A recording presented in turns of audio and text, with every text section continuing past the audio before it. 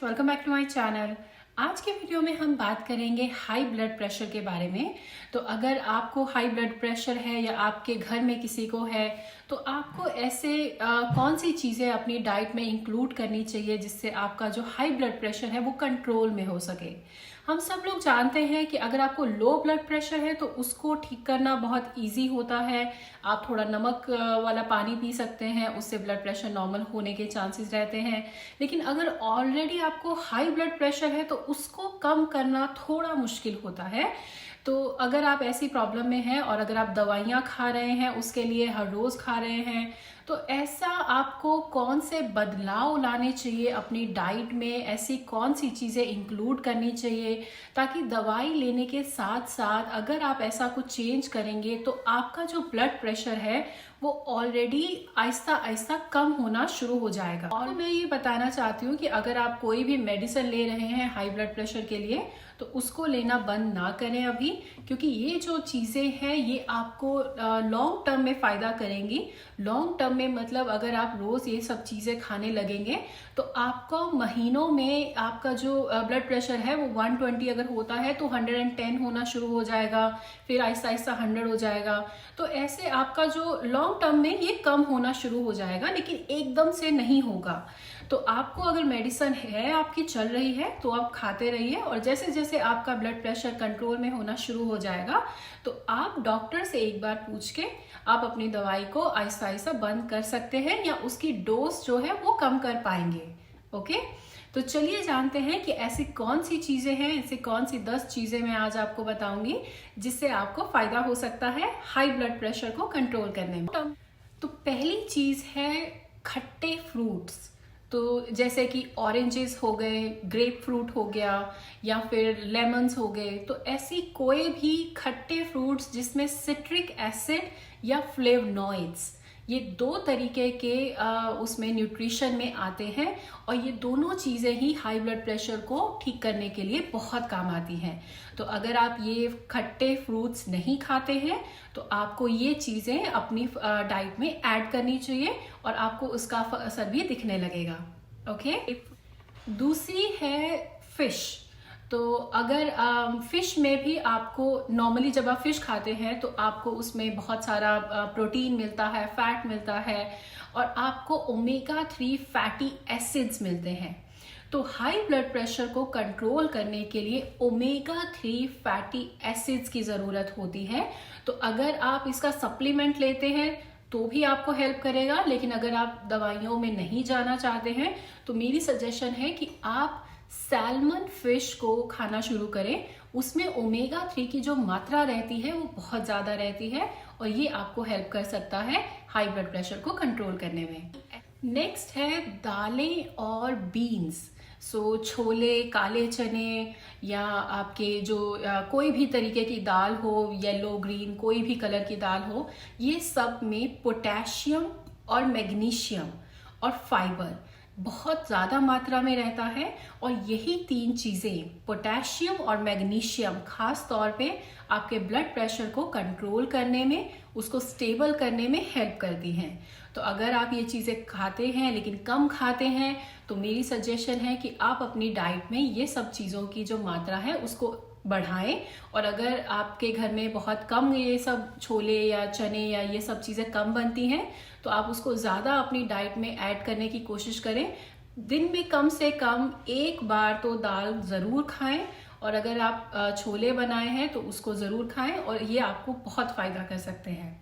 Okay, next है berries. तो berries किसी भी तरीके की फॉर्म में हो, चाहे वो ब्लूबेरी हो, स्ट्रॉबेरी हो, चेरी हो, रास्पबेरी हो, ये 4-5 तरीके की बेरीज आती हैं। आपको जो भी मार्केट में मिले आप उसको अपने फ्रूट डाइट में ज़रूर ऐड करें, क्योंकि बेरीज जो रहती है वो एंटीऑक्सीडेंट्स रहती हैं और उनमें फाइबर भी बहुत ज़्यादा रहता है। तो ये जो एंटीऑक्सीडेंट्स वाली चीज़ें रहती हैं ये हमारे हाई ब्लड प्रेशर को कंट्रोल करती हैं।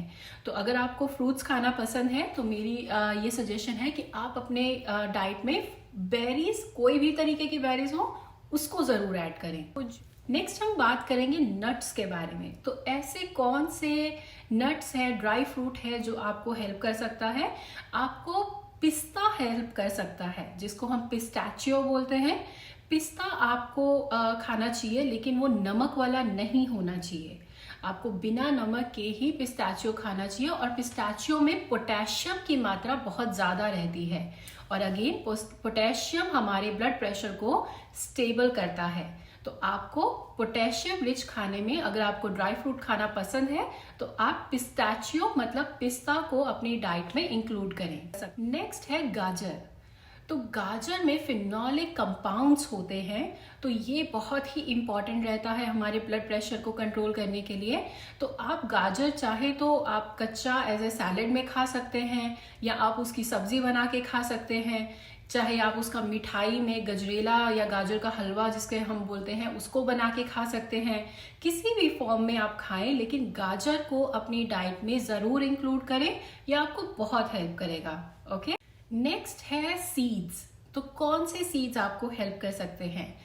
पेठा, जी हाँ, पंपकिन जिसे हम बोलते हैं, पेठे के अंदर के जो सीड्स रहते हैं, वो सीड्स अगर आप खाते हैं तो उसमें मैग्नीशियम, पोटेशियम और अर्जिनाइन, ये 3 तरीके के न्यूट्रिशन फैक्ट्स रहते हैं, जिसमें बहुत ज़्यादा आपको हेल्प हो सकता है आपके ब्लड प्रेशर को कंट्रोल करने के लिए।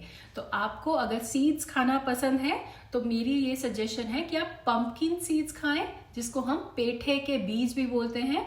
इसको आप अगर आप घर में पेठा लेके आते हैं तो उसके सीड्स को वॉश करके आप उसको सुखा लें, और जैसे ही वो सूख जाएंगे आप उसको ट्वीज़र की हेल्प से जब क्रैक करेंगे तो उसके अंदर का सीड निकाल सकते हैं। तो ये आपके लिए बहुत हेल्प कर सकता है। नेक्स्ट हम एक ऐसी सब्जी के बारे में बात करेंगे जो कि हर घर में पाई जाती है, और वो है आलू। तो अगर आप आलू, लेकिन छिलके के साथ, आपको उसका छिलका उतारना नहीं है, क्योंकि जो पोटेशियम रहता है वो उसकी स्किन में या उसके स्किन के बिल्कुल नीचे बहुत ज़्यादा मात्रा में रहता है, और यही आपको चाहिए अपना ब्लड प्रेशर कंट्रोल करने के लिए।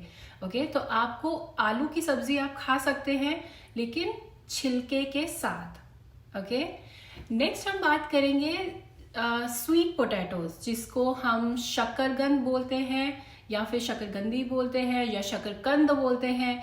ऐसे बहुत सारे नाम हम लोग उसको देते हैं।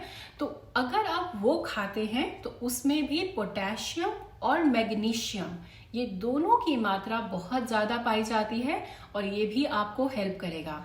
लेकिन आप एक चीज़ का ध्यान रखें, आप जब भी ये बताई हुई चीज़ें कुछ भी इनमें से खाएं, आप ट्राई करें कि आप उसमें नमक कम से कम डालें, क्योंकि अगेन अगर आप ये चीज़ें खा रहे हैं लेकिन आप उसमें नमक बहुत ज़्यादा डाल रहे हैं, या उतना ही डाल रहे हैं जितना आपको ऑलरेडी खाते हैं, तो उससे आपको फ़ायदा नहीं होगा।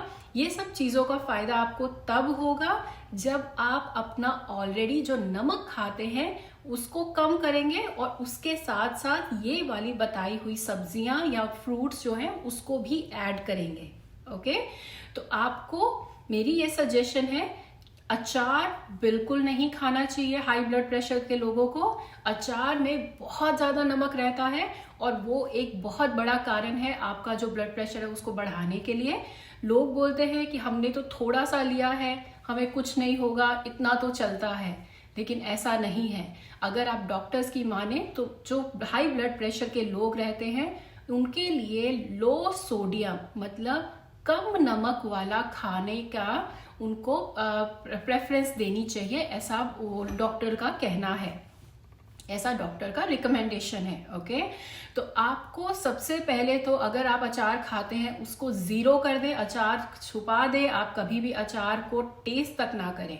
ओके, चाहे वो थोड़ा सा हो, ज़्यादा हो, नहीं, आपको बिल्कुल अचार खत्म करना है अपनी डाइट में से। और रही बात नमक की, तो अगर आप सब्जी में मान लीजिए अगर आप 1 चम्मच नमक डालते हैं तो आपको आधा चम्मच नमक डालना चाहिए अगर आपको कंट्रोल करना है।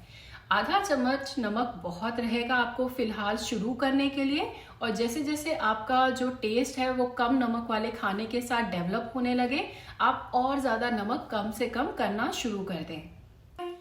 अगर आपको मेरी वीडियो अच्छी लगी तो प्लीज़ मेरी वीडियो को लाइक करें, कमेंट करें और मेरे चैनल को सब्सक्राइब करें। And we will see you in the next video. Bye.